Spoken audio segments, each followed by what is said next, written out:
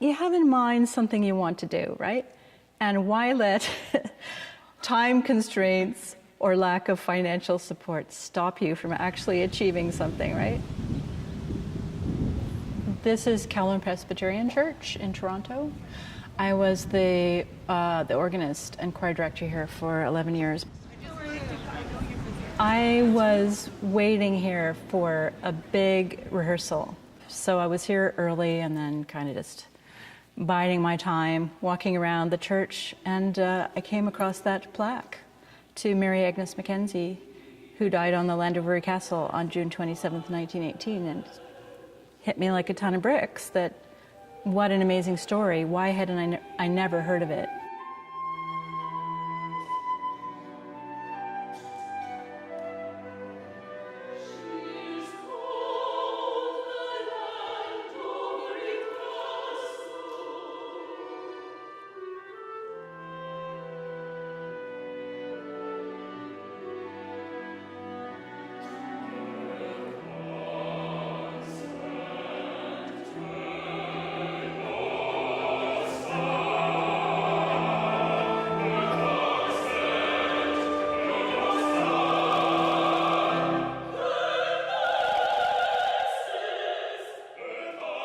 I had written a piece for Canada 150, and Paul was on the board of directors for that organization. And so I just happened to, after the concert, go up to her and say, I'm on the board, I loved your piece, thank you so much for creating that for the fest.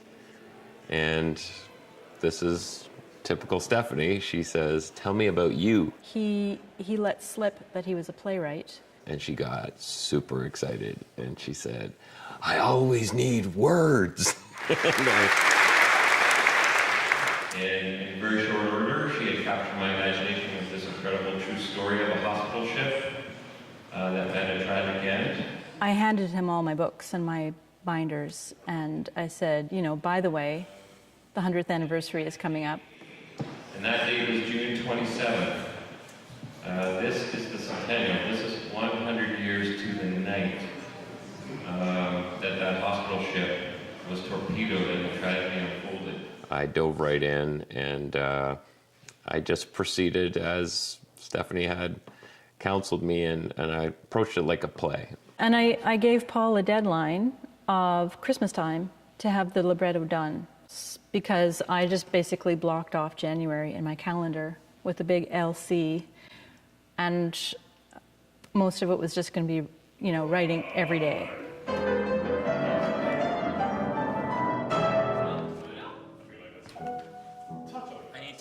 I think the strength of this opera really is in the ensemble writing. I think that Stephanie, coming from a choral background, has really been able to use all the different colors of the voice and the blend and the harmony in a really clever way.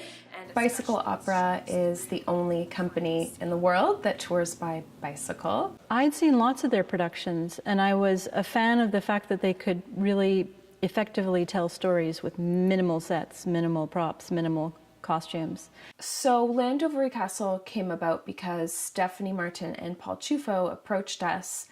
They knew they were writing this opera and they wanted to get it produced.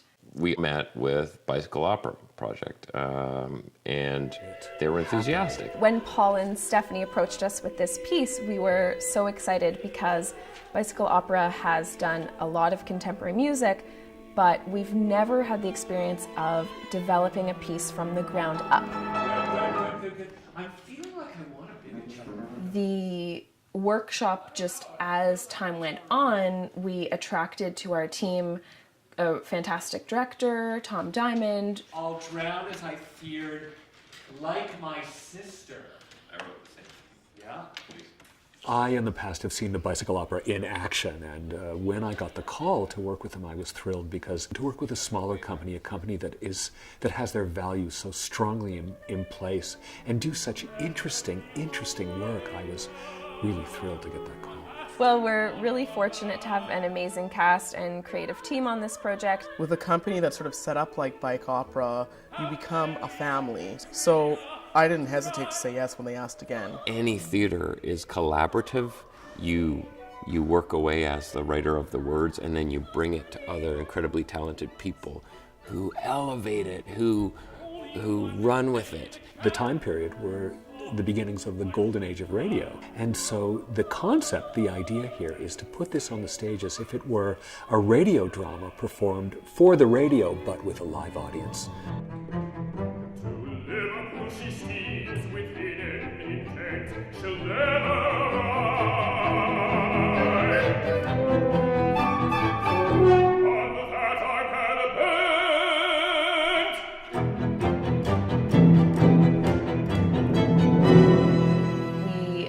Realized that there's all this momentum around the show, and the workshop just sort of took on a life of its own, and it got bigger and bigger. Everybody knew that we were going to be performing this on the 100-year anniversary of the tragedy it was depicting.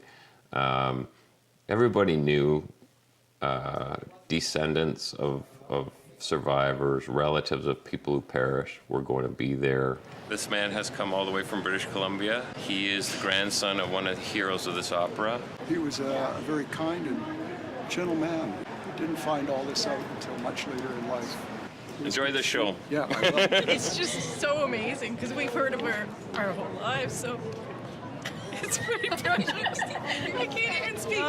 A bunch of Bird's relatives were at the show, and that was amazing. I mean, it's such an honor. At the same time, it's nerve-wracking because you feel this responsibility that this was a real person. She's always been a hero in our town, so it's pretty amazing that it's being celebrated 100 years later. Rena was my grandfather's sister.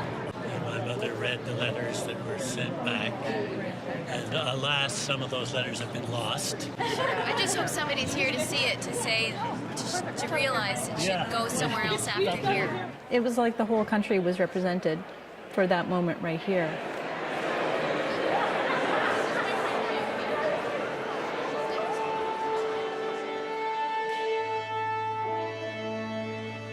The Bicycle Opera Project Radio Corporation is now on the air.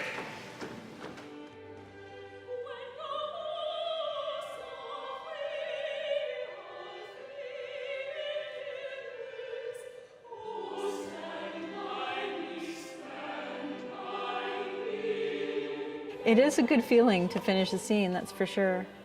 One scene that came early on because we didn't have a finished libretto.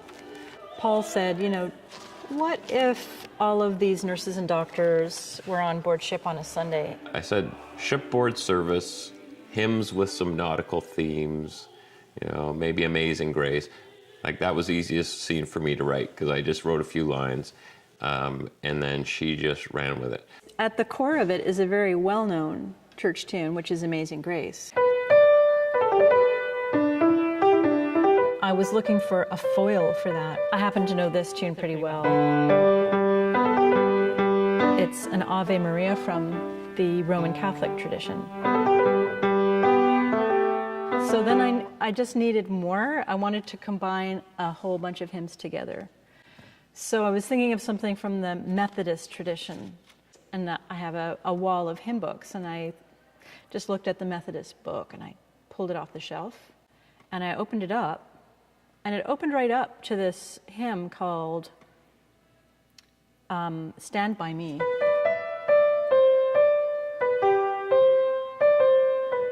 When the storms of life are raging, oh, stand by me. The different nurses are singing the hymns that they grew up with, and they interweave and overlap.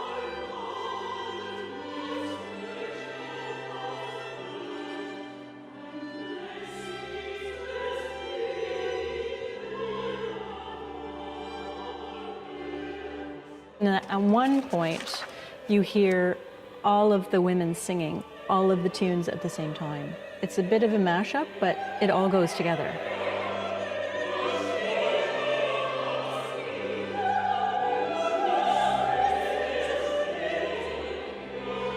Music is absolutely beautiful, so I was so pleased. The singers that were cast in those roles were just perfect.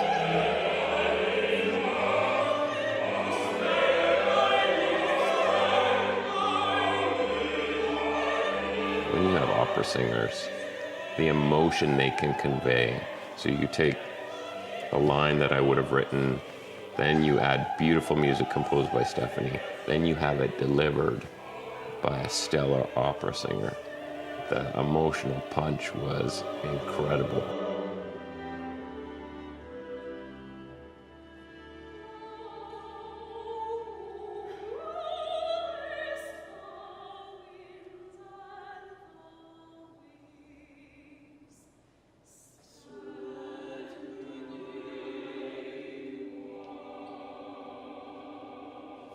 Paul had a unique challenge in writing this, which was he articulated very succinctly that nothing happens forever and then suddenly the torpedo hits and the story's over. And so Paul had to create all of these stories, these mini stories within the nurses.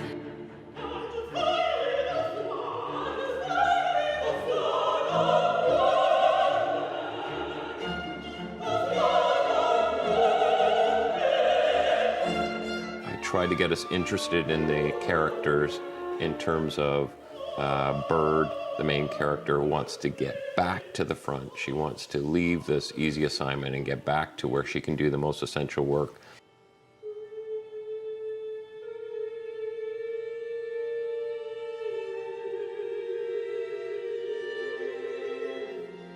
It shows how she deals with the PTSD, which is that she's ignoring it, suppressing it, she's acting with a sort of sarcastic humor all the time. So I tried to create some drama happening aboard the ship leading up to the really dramatic incident of the torpedo hitting and what follows.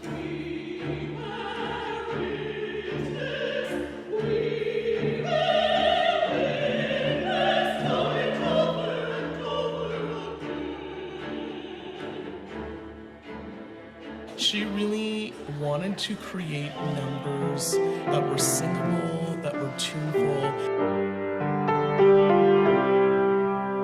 I think this is really the heart of the piece, where Pearl says to Keith, we've cared for German prisoners as well as the Allied troops, and we're actually pretty good. So it's the two of them are sort of patting each other on the back, saying, you know, we're not so bad after all.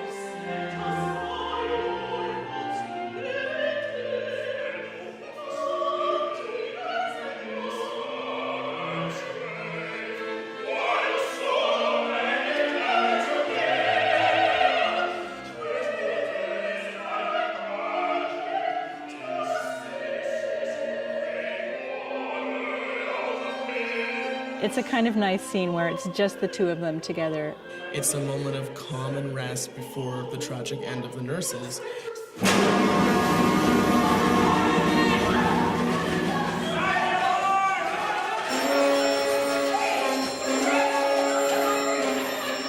The reason that the torpedo hit is such a surprise is that Pearl is going to launch into another bit of storytelling. She's talking to Bird. And you're just focused on her, wondering what story she's going to tell, and then the torpedo hits suddenly.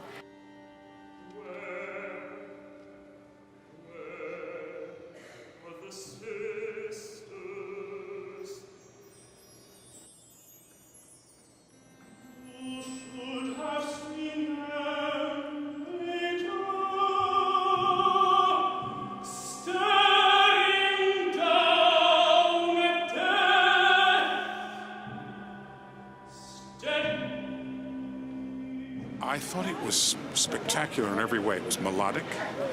It was brilliantly choreographed. It's beautiful, and we hope that it doesn't go away. We want to hear it again.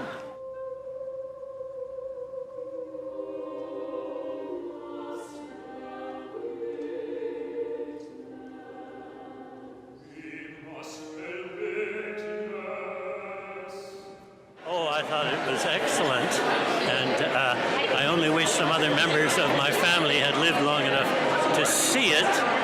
A fantastic story, and a lot of us have been talking about why do we not already know this story? It's a story that has to be told, a story that has to be written. My test of a good piece of theater is, does it make me think about it the next day?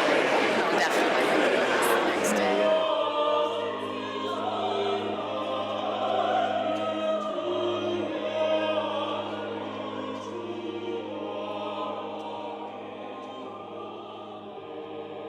I think Bicycle Opera orchestrated this very nicely so that at the end of the show, the lights dimmed and we kept silence. Then after that was over, then yeah, there was kind of an explosion, which was great.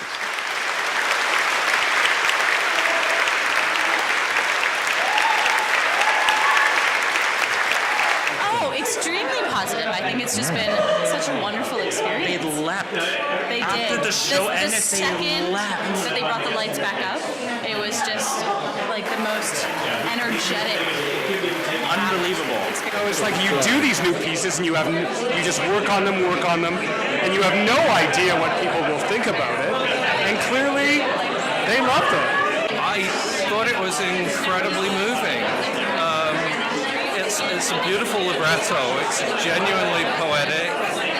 The score, the orchestral writing is amazing, and the vocal writing is better than most contemporary operas. And just the overall impact is, I'm slightly shell-shocked. To pack this 500-seat church 2 nights in a row, get standing ovations, get it reviewed and incredibly positive reviews, it was way beyond what we were expecting.